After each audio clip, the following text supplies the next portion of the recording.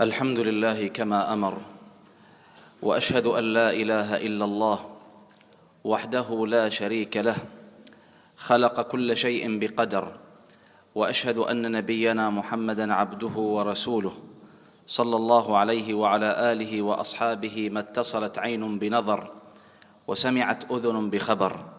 يا أيها الذين آمنوا اتقوا الله حق تقاته ولا تموتن إلا وأنتم مسلمون. معاشر الحاضرين، كان صلى الله عليه وسلم يخرج مع أصحابه في الغزوات خارج المدينة ويعود إليها.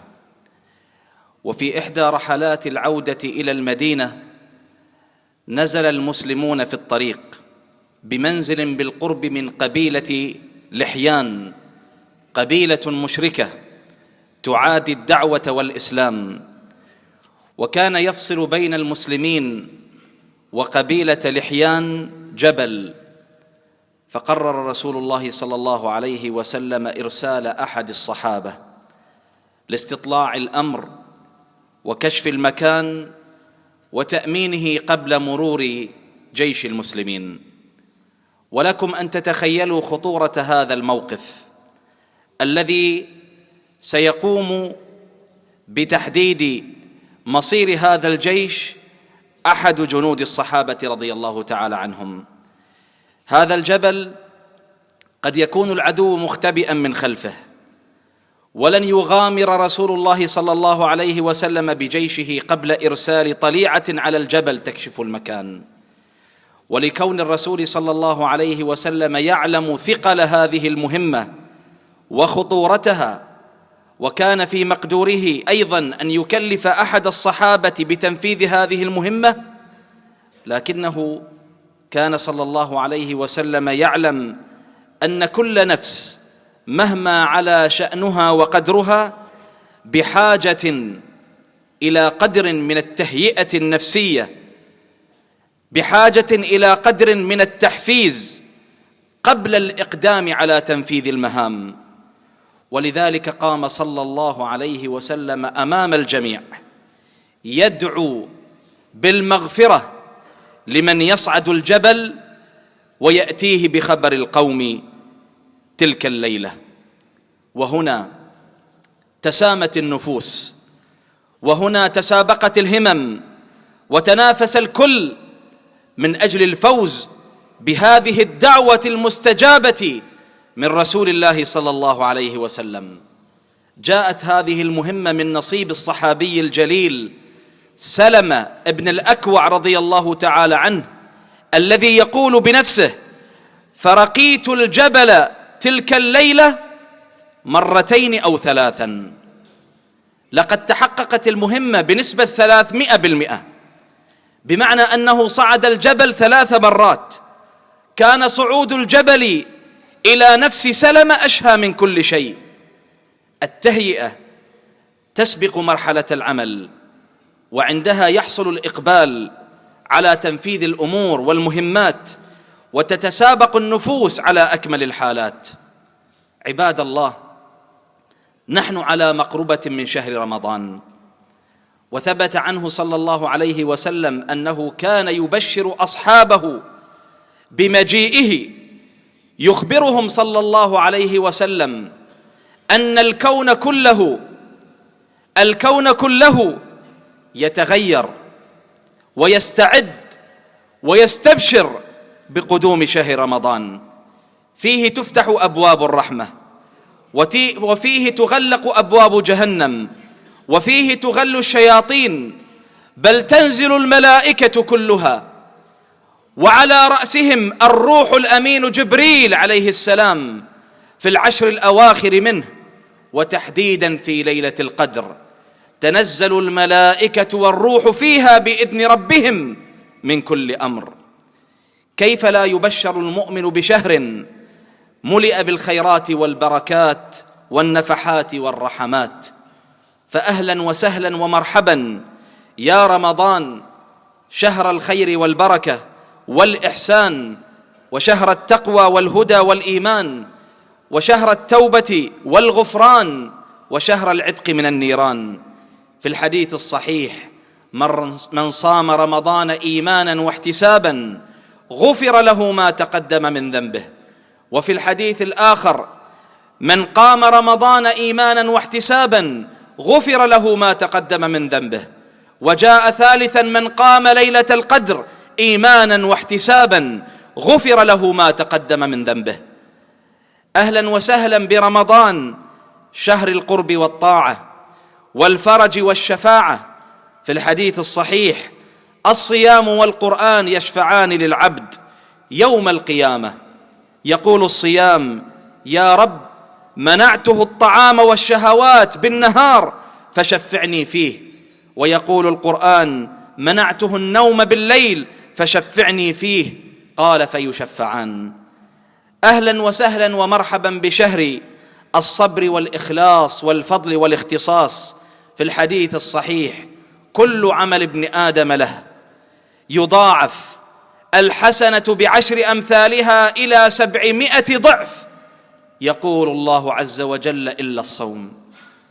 إلا الصوم فإنه لي وأنا أجزي به. أهلا وسهلا برمضان، شهر الفرحة والبهجة. في الحديث الصحيح: للصائم فرحتان يفرحهما: إذا أفطر فرح بفطره، وإذا لقي ربه فرح بلقاء ربه. أهلا وسهلا برمضان، شهر الكرم والعطاء وإجابة الدعاء. ففي الحديث الصحيح: 3 دعوات مستجابات: دعوة الصائم، ودعوة المظلوم، ودعوة المسافر. نسأل الله أن يبلغنا وإياكم رمضان. أقول قولي هذا وأستغفر الله العظيم لي ولكم.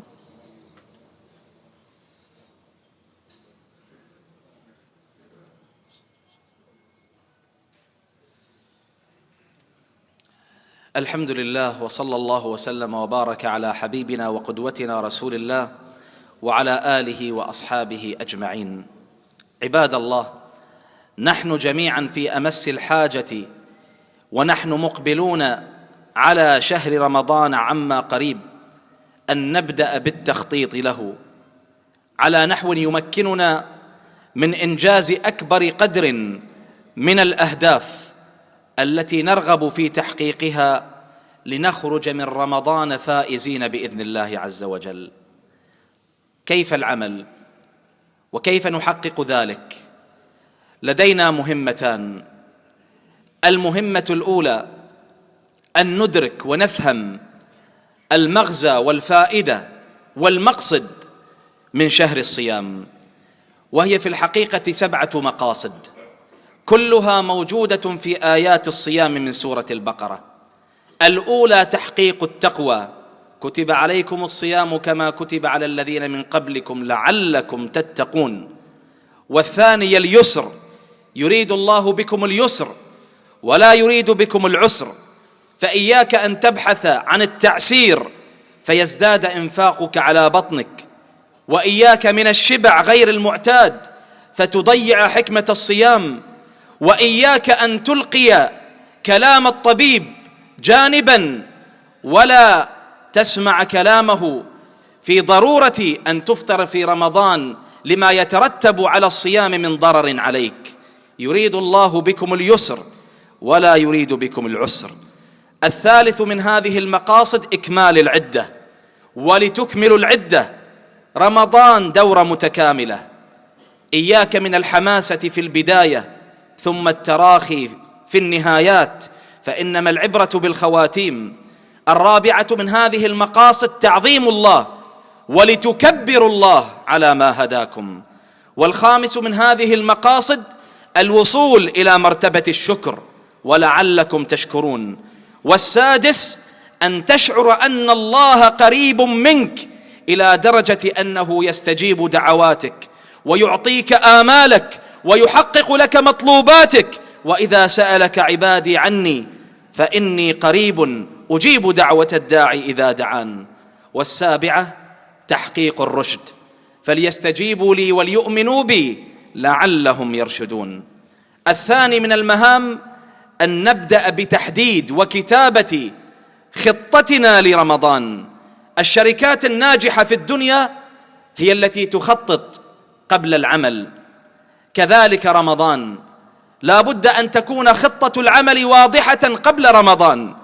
تعرف على أحكام صيام رمضان، تعرف على أحكام القيام والتراويح، تعرف على أهم أحكام الاعتكاف وزكاة الفطر ونحو ذلك مما يحتاجه الصائمون.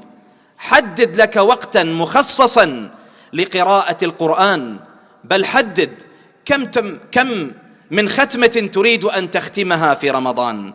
حدد، بل دون، بل اشتري الكتيب الذي فيه الأدعية الشرعية التي تريد أن تدعو بها في رمضان. ولا تنسى اللهم إنك عفو تحب العفو فاعف عني. حدد وخطط كم تريد أن تنفق، كم تريد أن تفطر من الصائمين، كم تريد أن تزكي، كم تريد أن تتصدق على الفقراء والمساكين والمحتاجين. واستحضر النوايا المطلوبة: أن تمتثل لأمر الله بأداء الزكاة المفروضة، أن ترغب في تطهير نفسك من الذنوب، خذ من أموالهم صدقة تطهرهم وتزكيهم بها، أن توسع على إخوانك المحتاجين. احرص على استثمار وقتك، فابتعد عن اللغو وسراق رمضان ومضيعات أوقات رمضان من التوافه.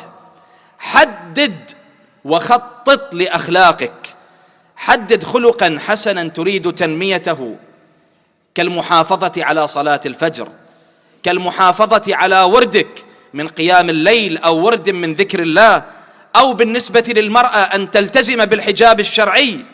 في المقابل حدد خلقا سيئا تريد أن تبتعد عنه: النفرة التي بينك وبين زوجتك، الانفعال الذي يغطيك فيعميك عن الحق. أي شيء تريد أن تتخلص منه حدده في رمضان، فرمضان فرصة لك ودورة تدريبية.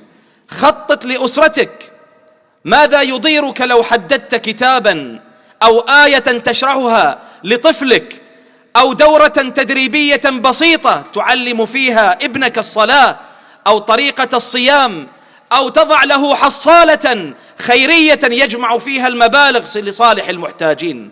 لا بد من التخطيط للأسرة مع التخطيط لنفسك. كل منا أيها الإخوة الكرام أدرى بما سيضيفه في برنامجه لرمضان. وأختم بأن تخطط لإخوانك في الله. خطط لإخوانك من الذين أمرك الله عز وجل أن تصلح ما بينك وبينهم، إنما المؤمنون إخوة. راعي ظروف إخوانك، تحبب إليهم. اعتبر أخوك في مصر أو أخوك في الأردن أو أخوك في سوريا أو في اليمن أو في العراق أو في أندونيسيا أو في بنغلاديش أو في باكستان، اعتبرهم إخوانا لك، وهم في الحقيقة إخوان لنا في الله. تفقد مصيبتهم، مشاكلهم، أعطهم مما أعطاك الله. لا تنظر إليهم نظرة ازدراء أو نظرة دون، فكلنا أمام الله سواسية، وإن أكرمكم عند الله أتقاكم. نسأل الله سبحانه وتعالى أن يبارك لنا في رمضان، وأن يهدينا فيه لأحسن الأخلاق، فإنه لا يهدي لأحسنها إلا هو، وأن يصرف عنا في رمضان سيئ الأخلاق، فإنه لا يصرف عنا سيئها إلا هو. اللهم إنا نسألك أن تبارك لنا في بقية شعبان. اللهم بلغنا رمضان، اللهم بلغنا رمضان ونحن في صحة وعافية وأمن وإيمان وسلامة وإسلام. اللهم اجعلنا فيه من المحتسبين حتى تغفر لنا ما تقدم من ذنوبنا يا رب العالمين. اللهم أعنا فيه على طاعتك والتقرب إليك بسائر أنواع الطاعات والقربات يا رب العالمين. اللهم أصلح حال إخواننا المستضعفين في كل مكان، كلهم عونا ونصيرا ومؤيدا وظهيرا. اللهم عليك بأعداء الدين أجمعين، اللهم أحصهم عددا واقتلهم بددا ولا تغادر منهم أحدا. اللهم عليك بالمحتلين لبلاد المسلمين، أرنا فيهم عجائب قدرتك، واجعل كيدهم في تضليل، ولا تجعل لهم سلطانا ولا سبيلا على رقبة أحد من المؤمنين المستضعفين يا رب العالمين.